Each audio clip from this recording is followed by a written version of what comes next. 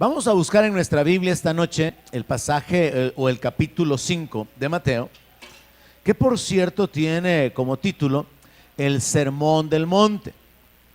Vamos a ocupar el Sermón del Monte para poder hacer algunas aplicaciones prácticas a nuestra vida en esta noche. Así que quiero comenzar leyendo el verso 1 y el verso 2 de Mateo capítulo 5. En el capítulo 4 se nos narra el bautismo de Jesús, la tentación de Jesús y el inicio de su ministerio. Cuando Él comienza a predicar que la gente se arrepienta, que el reino de los cielos se ha acercado, comienza a sanar a la gente, a liberar a la gente endemoniada y su fama comienza a extenderse. Así que cuando llegamos al capítulo 5, ya Jesús es famoso, voy a decirlo así. Ya Jesús tiene fama. Él está predicando el reino, él sana a las personas, hay una unción, hay un respaldo de Dios sobre su vida y ahora hay multitudes siguiéndole. Así que dice el verso 1, viendo la multitud, subió al monte y sentándose vinieron a él sus discípulos y abriendo su boca les enseñaba diciendo: bienaventurados. En cada uno de los siguientes versos, él ocupa esa frase, bienaventurados. Y por eso este sermón se conoce como el sermón de las bienaventuranzas.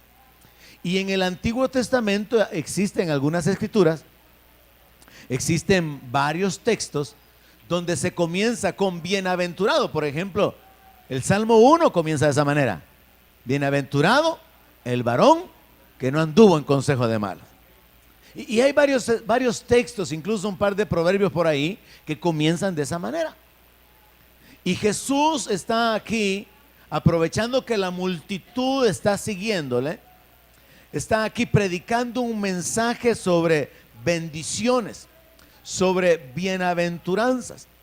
Y es importante notar estos aspectos antes de que nos detengamos rápidamente y de una manera práctica en las 9 cosas que Jesús enseñó. Lo primero que a mí me llamó la atención es haber descubierto a través de un comentario bíblico que mientras la ley fue traída por medio de Moisés, la gracia fue traída por medio de Jesucristo.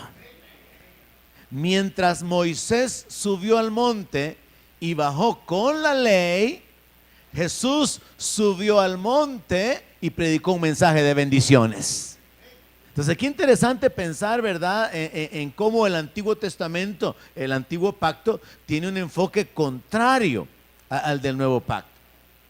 En el del Antiguo Pacto, los mandamientos, las prohibiciones ponían una carga. Pero en el Nuevo Pacto, las bienaventuranzas ponen puertas para poder alcanzar la bendición de Dios. Y Jesús habla de 9 puertas. Así que este mensaje se podría llamar de muchas maneras. Y una de esas maneras sería 9 puertas para ser bienaventurado. 9 formas de ser bendecido. Y Jesús prácticamente se enfoca en mostrarle a la gente de qué manera ellos pueden alcanzar la bendición.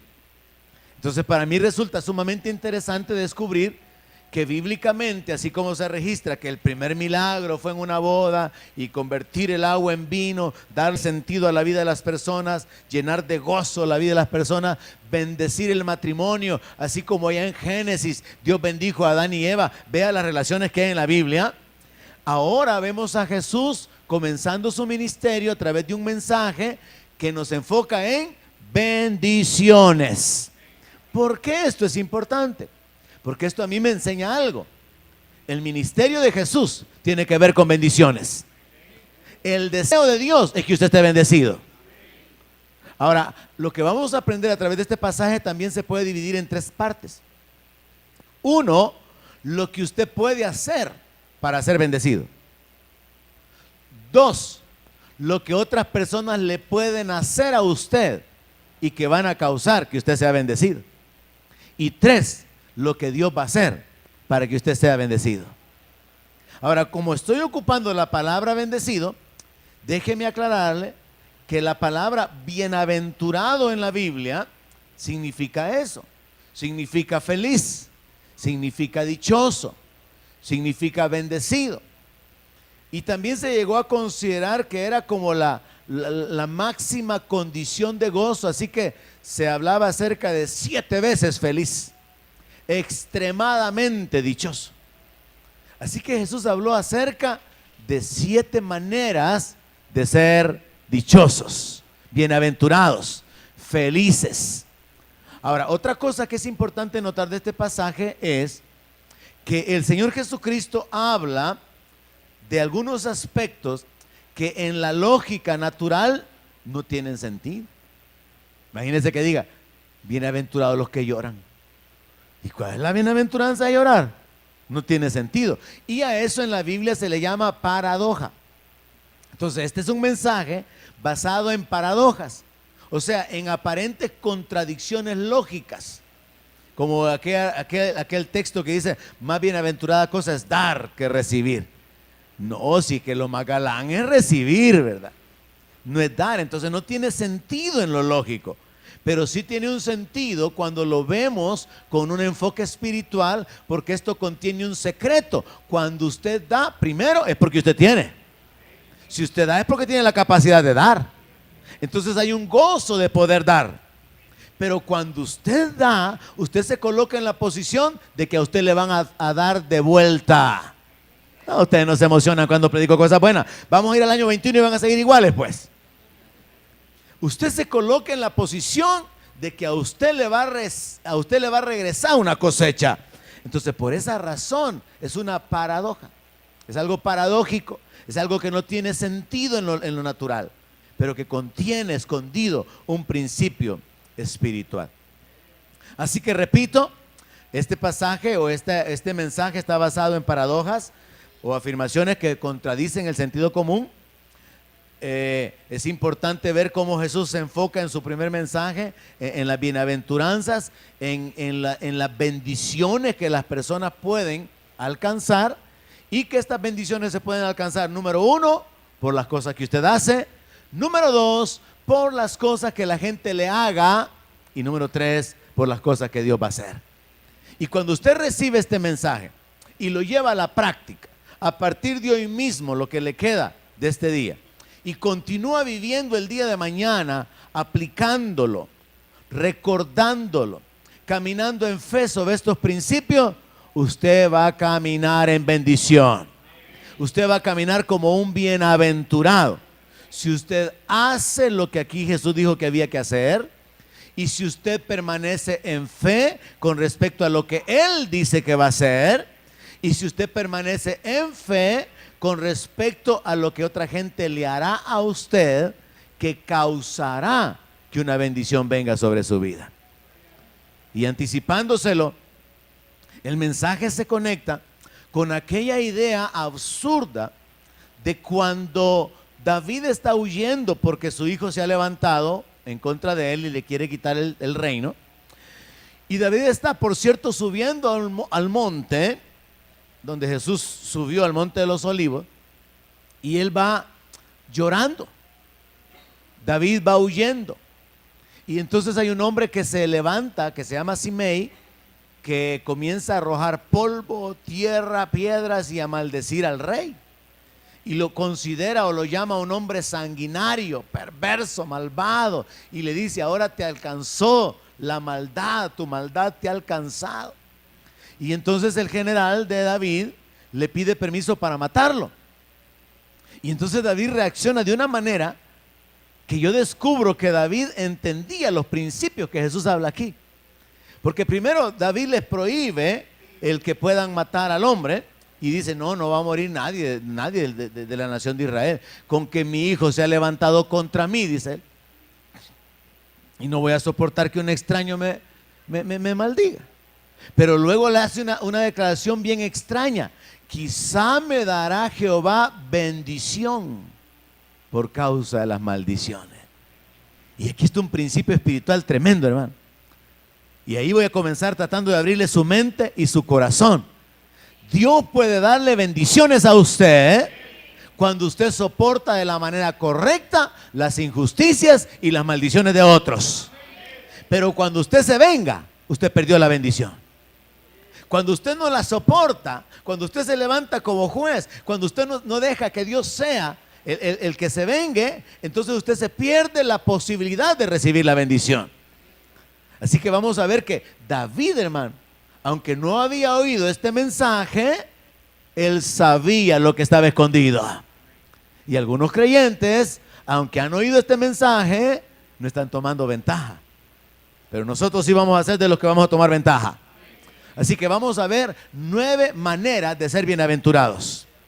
Vamos a descubrir a través del Sermón del Monte en Mateo 5 que Jesús habló de aspectos que se aplican a los discípulos, a los que le siguen, a los creyentes. Y lo último que quiero decirle antes de detenerme en cada texto, porque es algo práctico y rápido esta noche,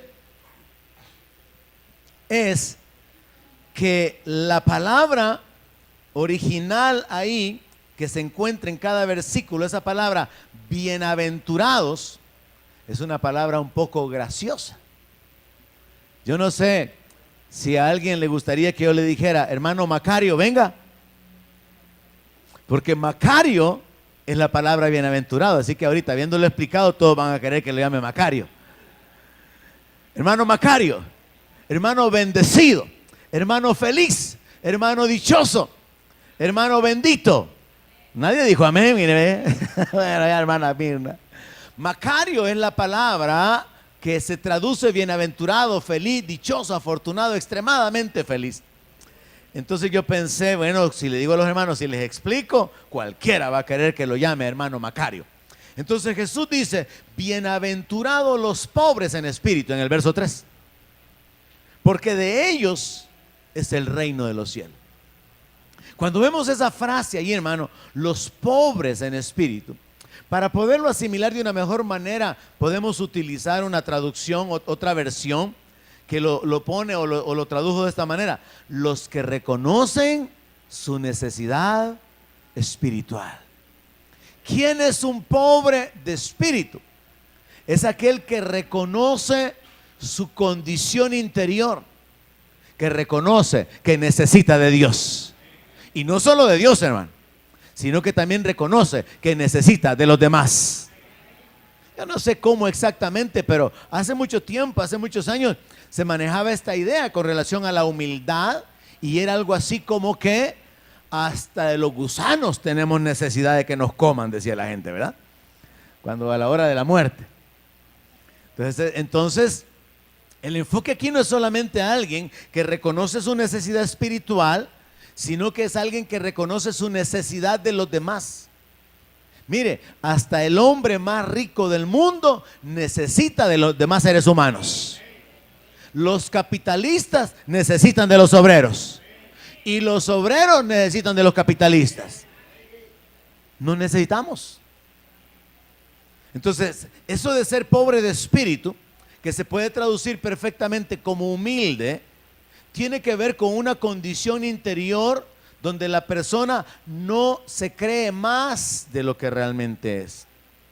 Un pobre de espíritu es alguien que no tiene un sentido personal de importancia o de mayor valor, sino que, como dice el apóstol Pablo, tiene un concepto propio, un concepto correcto de sí mismo.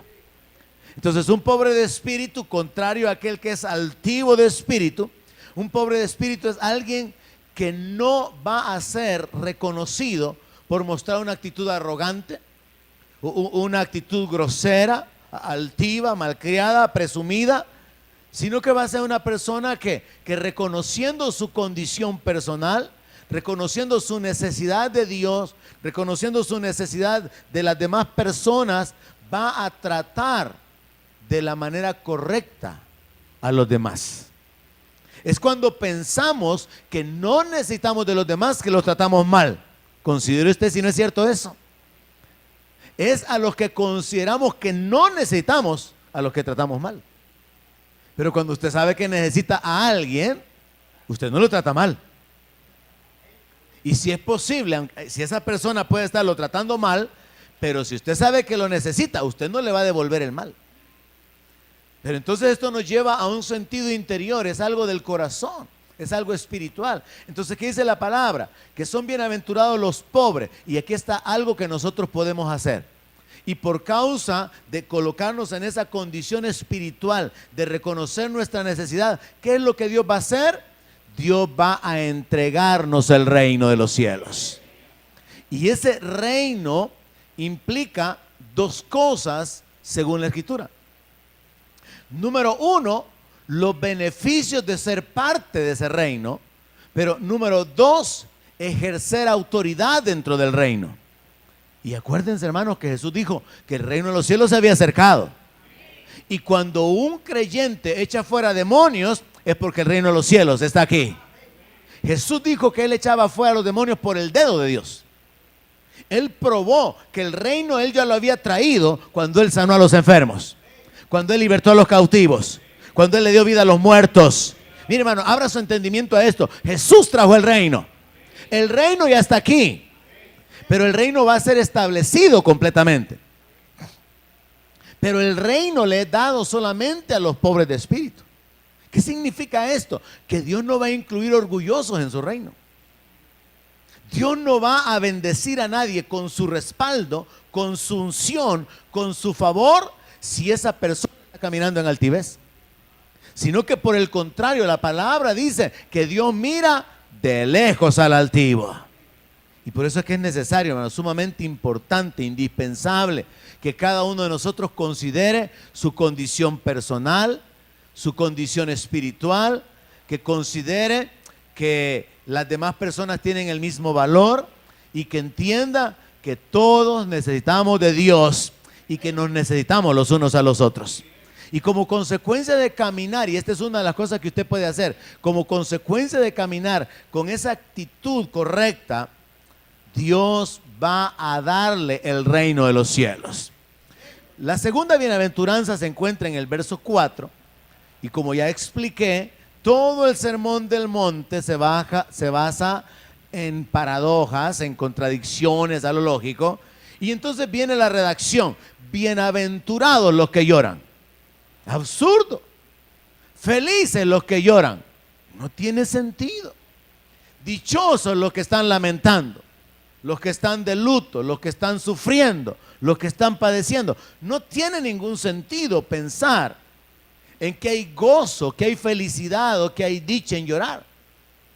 Pero cuando leemos cómo complementa el Señor la redacción o la declaración, entonces toma sentido, porque ellos recibirán consolación.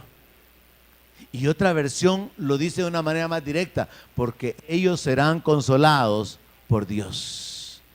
Y en la Biblia encontramos muchos textos donde Dios mismo se compromete a consolar. Dice que Él va a consolar a Sión.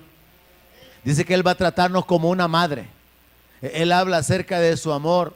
Él habla acerca del cuidado. Entonces vemos en la palabra que la promesa que se encuentra con relación a los que sufren, a los que lloran, a los que han sido lastimados, a los que padecen injusticias, es que Dios los va a consolar. Pero aquí hay un punto sumamente importante que aclarar para que se aplique a toda la meditación de esta noche. Y es lo siguiente: no se trata de que la palabra se aplique en términos generales, sino solamente a la gente de fe. Porque en el mundo hay un montón de gente llorando y Dios no los está consolando. Entonces, ¿a cuáles son los que Dios va a consolar? A los que esperan en Él, a los que se esconden en Él. De hecho, mire, ¿y quiénes son los que hemos recibido el Consolador, el Espíritu Santo? La iglesia. ¿Por qué? Porque Dios quiere consolar a la iglesia. Dios ya sabía que aunque fuéramos parte de la iglesia, habríamos de pasar por situaciones de dolor, de sufrimiento, de luto, de pérdida, de fracaso. Y Dios se anticipa y dice: Él nos va a consolar. Y Dios dice: yo soy tu consolador.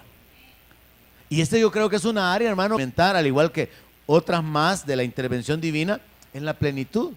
Porque yo creo que ser consolado por Dios cambia el enfoque de la vida de la persona. Hace que, si el caso fuera luto, Dios puede cambiar su luto, su tristeza, hermano, en gozo. Dios puede hacerlo. En el mundo hay gente, hermano, que queda arruinada por haber perdido a un ser querido. Hay gente que queda traumada porque se murió su cónyuge, se murió un hijo. No se recuperan de eso, pero Dios puede traer consolación. Entonces, ¿qué es lo que está diciendo Jesús aquí? Bienaventurados los que lloran, porque van a ser consolados por Dios. Pero entonces entendamos que la aplicación del mensaje se reduce a los que le estaban siguiendo, a los discípulos.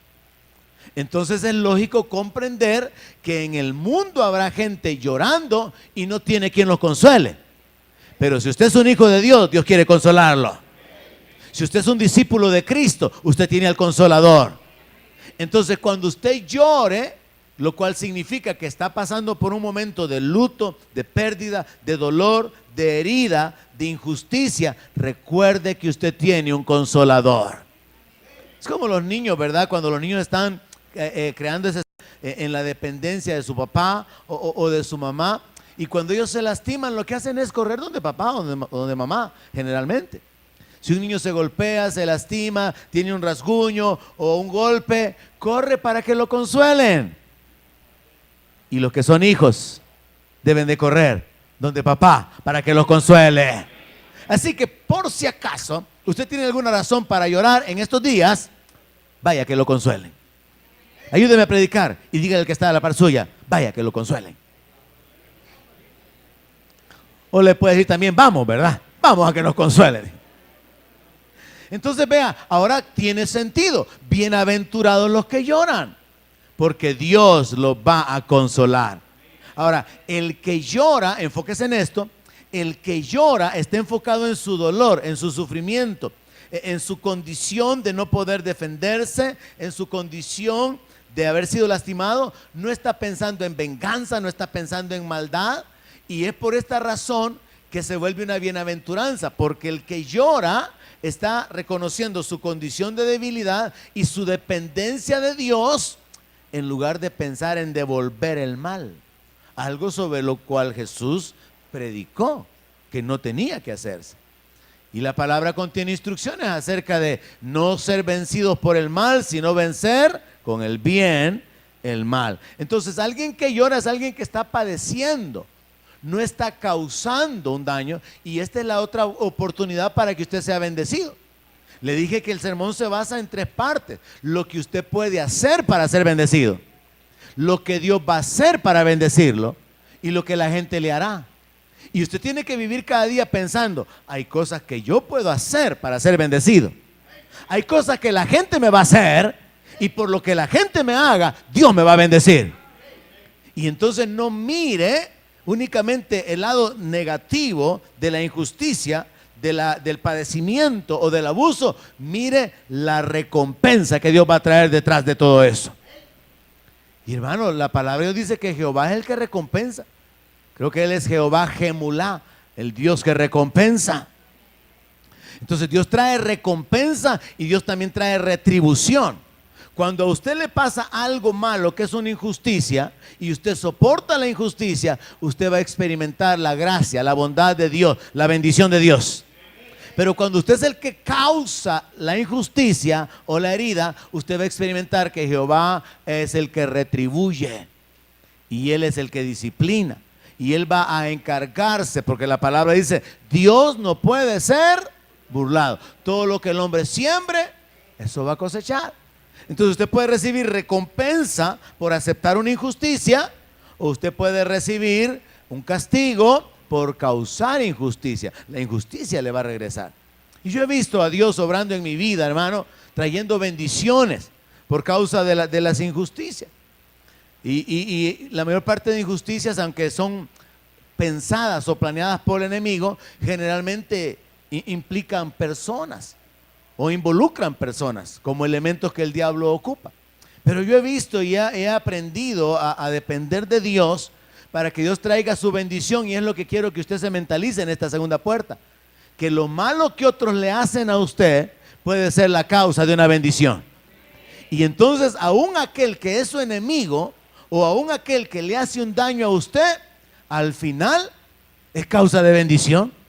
Viene a ser un benefactor. ¿Me estoy dando a entender? cuando usted llega a caer en ese entendimiento, usted ya no reacciona en contra de aquel que le hace un daño, sino que dice, una bendición voy a recibir por esto. Recuerde que eso fue lo que David dijo. Quizá me dará Jehová bendiciones por causa de las maldiciones de hoy. Él sospechaba que había algo espiritual. Ahora yo le decía, yo he visto a Dios hacer esto, obrar de esta manera. Recuerdo cuando yo fui defraudado con un hermano al cual le di dinero para que me trajera un carro de los Estados Unidos. Y se gastó el dinero y no me lo trajo. Luego me dijo de que sí, el carro se había comprado, pero que se había quedado allá porque estaba arruinado. Y yo no le podía cobrar, ¿no? Ni podía hacerle un plan de pago, ni decirle, mire, entonces deme tanto, así. No.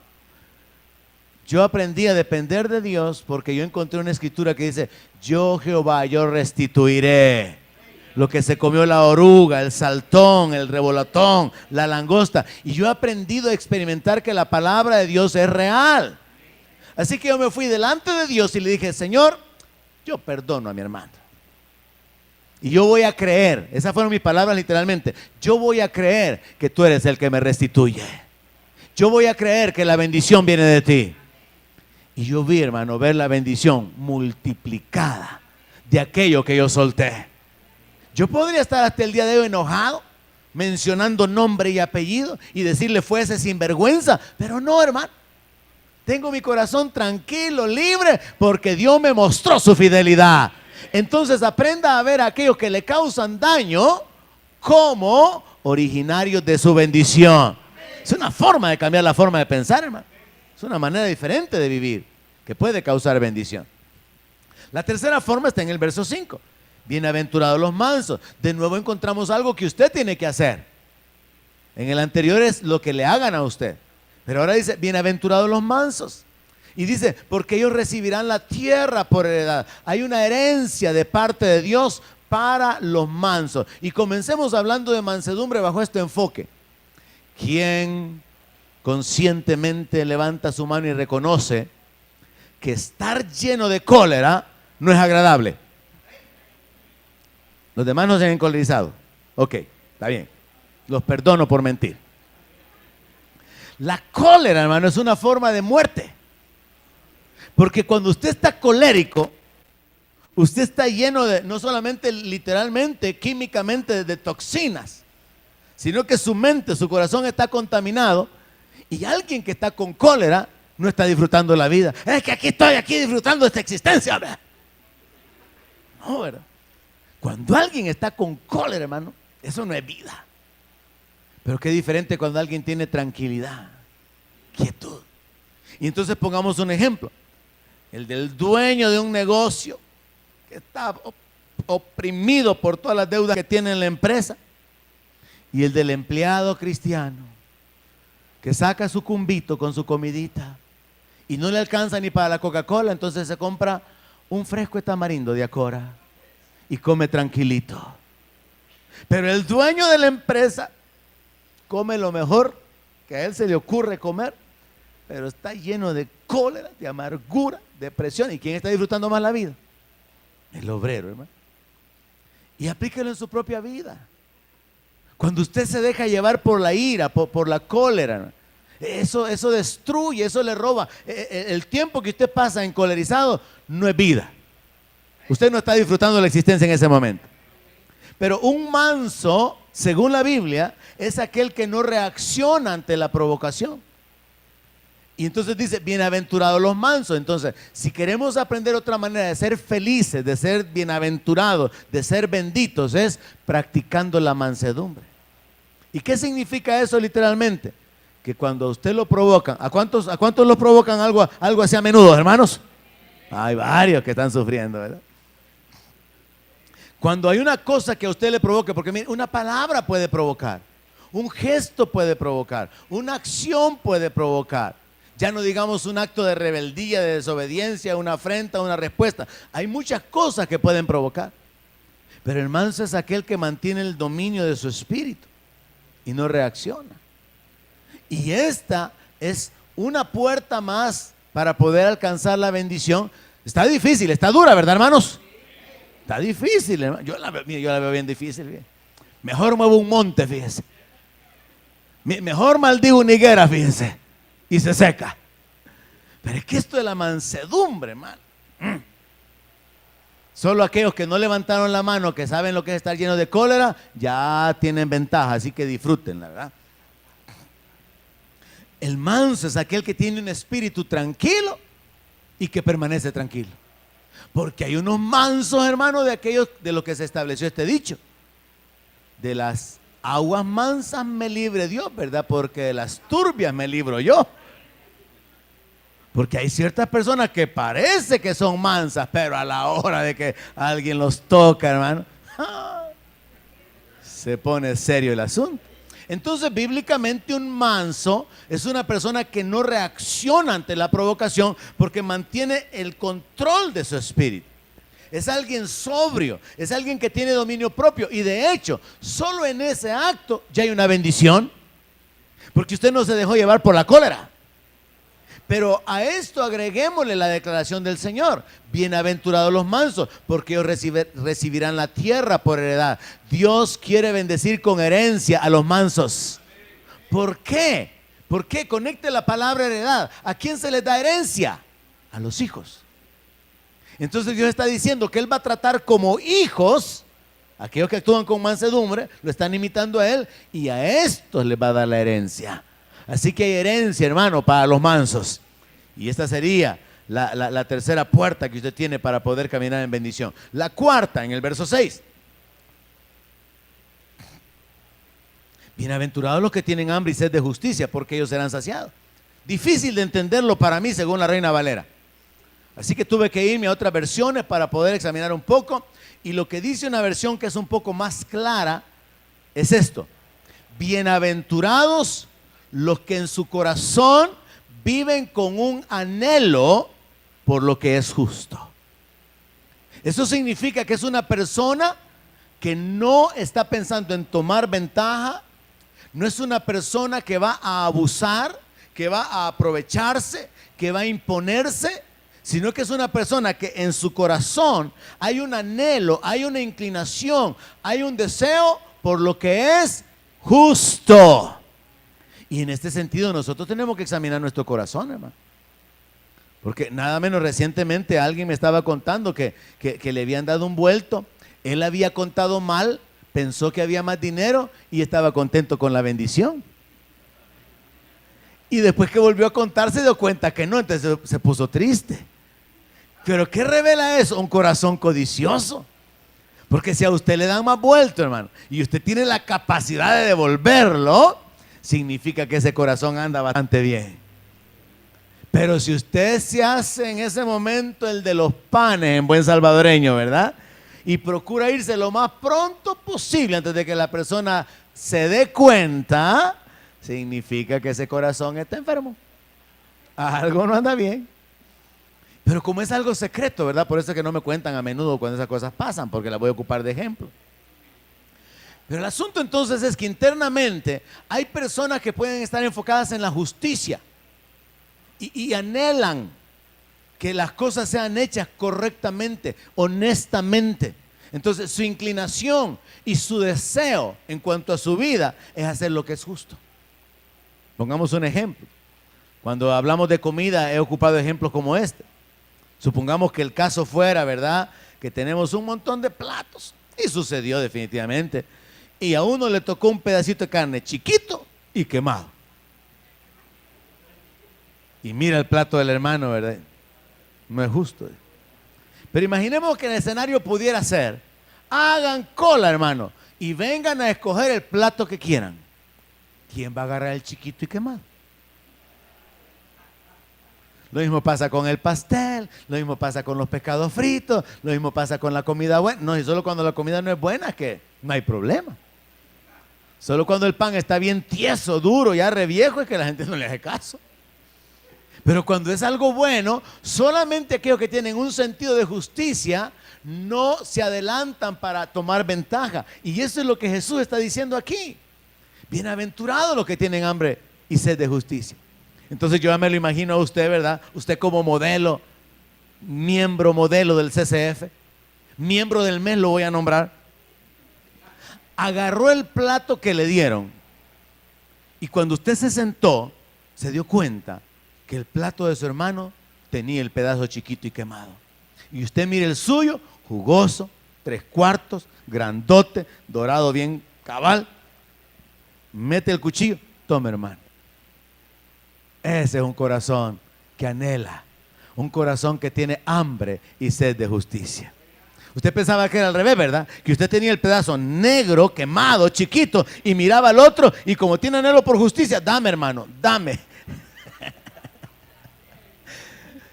Bueno, ahí se lo dejo para enriquecerlo en su entendimiento. La quinta forma de ser bienaventurado, según Jesús, es siendo misericordioso, hermano.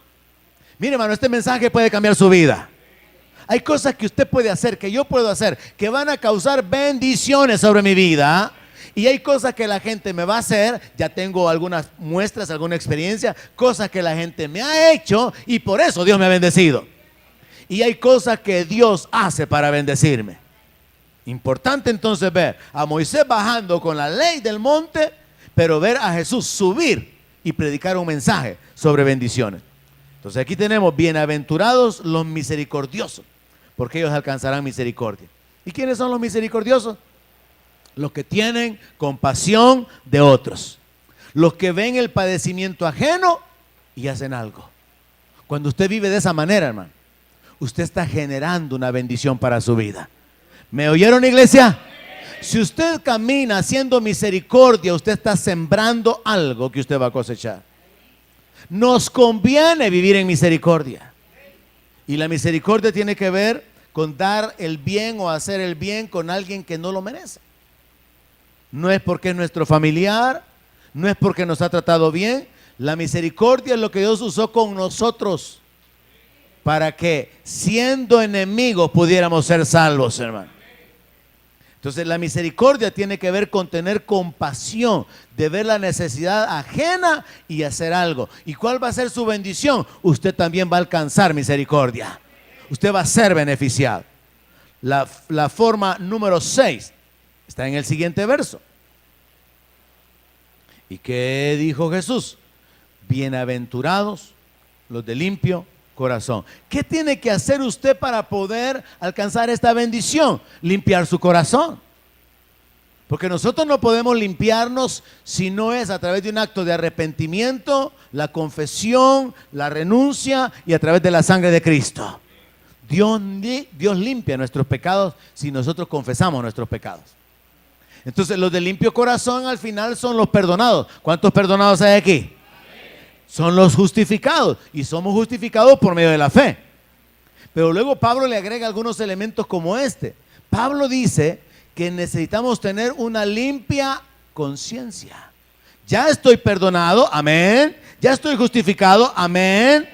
Pero puede ser que no tenga una limpia conciencia sobre mis hechos.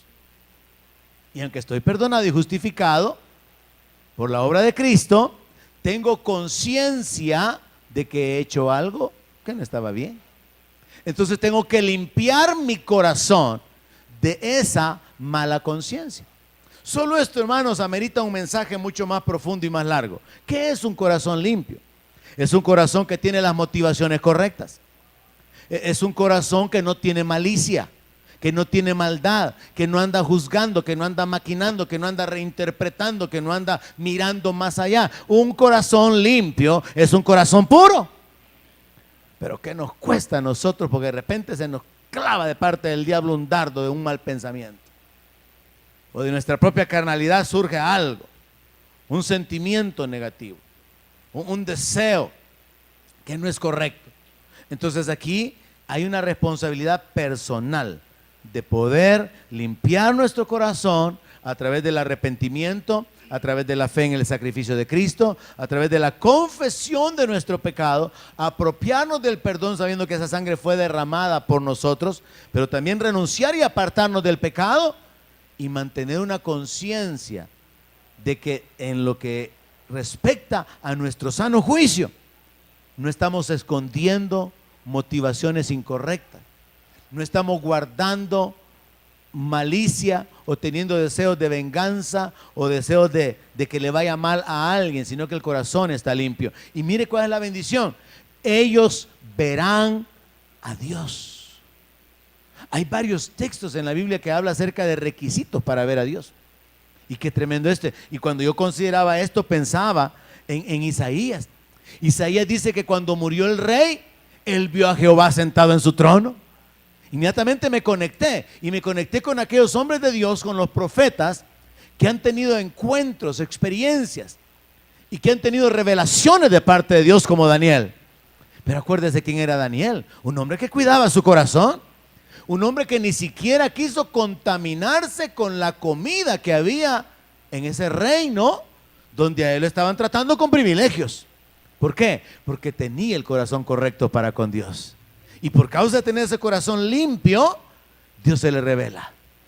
Y Daniel mira a uno como un anciano de días, sentado en un trono. Y del trono dice que había como un río de fuego. Hermano, tremenda la promesa del Señor Jesucristo. Bienaventurados los de corazón limpio, porque ellos van a ver a Dios. Pero los que no tienen corazón limpio, ¿quién van a ver? Al diablo, hermano. Los que no tienen el corazón limpio, sus experiencias van a ser otras. Lo digo en serio. Cuando la palabra habla acerca de que los limpios de corazón verán a Dios, es porque la purificación obrada por la sangre de Cristo, por el Espíritu Santo, por la palabra, son la provisión que Dios ha dado para que tengamos comunión con Él. O sea, vea, Dios mismo hace accesible el camino para que lleguemos a su presencia. Y entonces hay una bendición de tener el corazón limpio, ver a Dios. Séptimo, bienaventurados los pacificadores. Y este es fácil. Porque un pacificador es alguien que procura anular enemistades.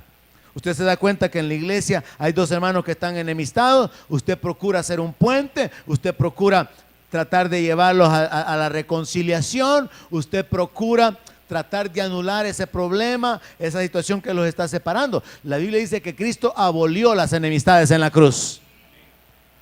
Y a veces la gente lo que hace en la iglesia cuando sabe que hay enemistades es: ay, hermano, o sea que usted no sabe lo demás, pues. Y le traen leña para encender el fuego más grande. Eso no es un pacificador. Ese es un guerrillero incendiario.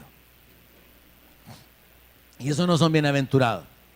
Entonces, bienaventurados los pacificadores, porque ellos serán llamados hijos de Dios, los que hacen puentes, los que hacen conexiones, los que anulan las enemistades. Verso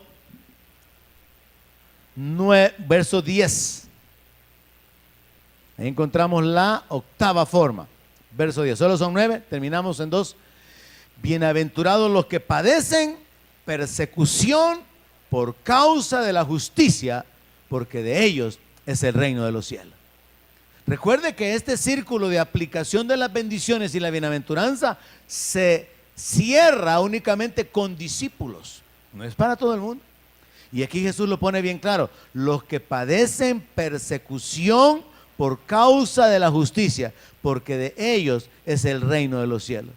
Personas, hermanos, que en pleno siglo XXI no tienen libertad de culto. Personas que tienen que esconderse. Personas que están siendo perseguidas por el gobierno. Personas que están siendo martirizadas por otras religiones. Si usted hace una indagación, se lo he aconsejado un par de veces.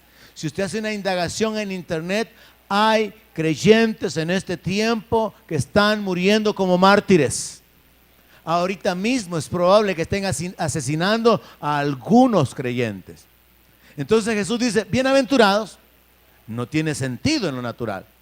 ¿Pero por qué son bienaventurados? Por su intervención. Porque dice: si ellos están padeciendo por causa de la justicia, a ellos les pertenece el reino. Porque su fe en mí, su obediencia, su temor, su estilo de vida les hace exponerse a la persecución, y por lo tanto yo determino, dice el Señor, ellos van a entrar en el reino. Y la novena bienaventuranza está en el verso 11. Está conectada con la anterior y también nos muestra en su expresión variada lo que los demás pueden hacer por usted, y que en lugar de causarle un mal, le van a causar una bendición. Recuerde la escritura que dice que a los que aman a Dios, todas las cosas les ayudan a bien. La versión inglesa dice: porque aquellos que a los que aman a Dios, todas las cosas van a trabajar para causar un beneficio. Y entonces Dios obra de tal manera que aún lo malo que a usted le hagan va a ser la base para recibir un beneficio. ¿Alguien puede creerlo? Porque se necesita fe para caminar de esa manera. Creer que a cambio de algo malo que le sucedió, venga algo bueno. Nos robaron, nos dejaron amarrados como garrobos, no pudimos defendernos, nos dejaron sin dinero, nos dejaron sin nada, pero regresamos con el doble de Guatemala. Dios lo permitió, pasamos una prueba de fuego, nuestra fe fue probada y salimos adelante. Y Dios mostró su gracia y Dios usó eso para bien, para poder bendecirnos.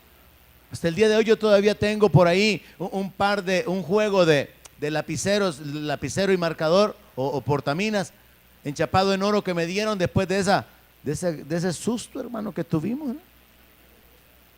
Pero la bendición viene, según el verso 11, bienaventurados sois cuando por mi causa os vituperen, os persigan y digan toda clase de mal contra ustedes mintiendo. Mire, hermano, si esto no puede cambiar su forma de ver la vida. Hablan mal de usted, lo ofenden, lo acusan o lo calumnian, levantan en contra de usted chambres o directamente hay una actitud de ataque, y eso, según el Señor Jesucristo, puede ser causa de bendición. Si puede creerlo, si puede esperar en el Señor. Compañeros de trabajo le quieren hacer la camita, quieren que lo despidan y lo despiden a ellos y a usted lo promueven. Hay gente que la trae en contra suya, lo maldicen, lo ridiculizan, lo calumnian, tratan de humillarlo de cualquier manera, lo menosprecian, lo ofenden. Pero dice el Señor, gócense y alégrense porque su galardón es grande en los cielos. Entonces Jesús explica por qué es que hay una bienaventuranza. Y termina diciendo, porque así persiguieron a los profetas que fueron antes de ustedes. Y entonces establece de que Él, a aquellos que padecen por causa de Él va a bendecirlos con su gloria, con su presencia, con su respaldo, con consolación, con una posición de autoridad. Les reto, hermano, a que examine un poco más detenidamente este sermón, un pasaje muy famoso de la Escritura, pero sobre todo le reto, haga lo que usted puede hacer. Soporte lo que los demás le hagan y reciba lo que Dios quiere hacer. 9 formas de caminar en bendición en base al Sermón del Monte. Donde mi palabra sea su alimento, allí tiene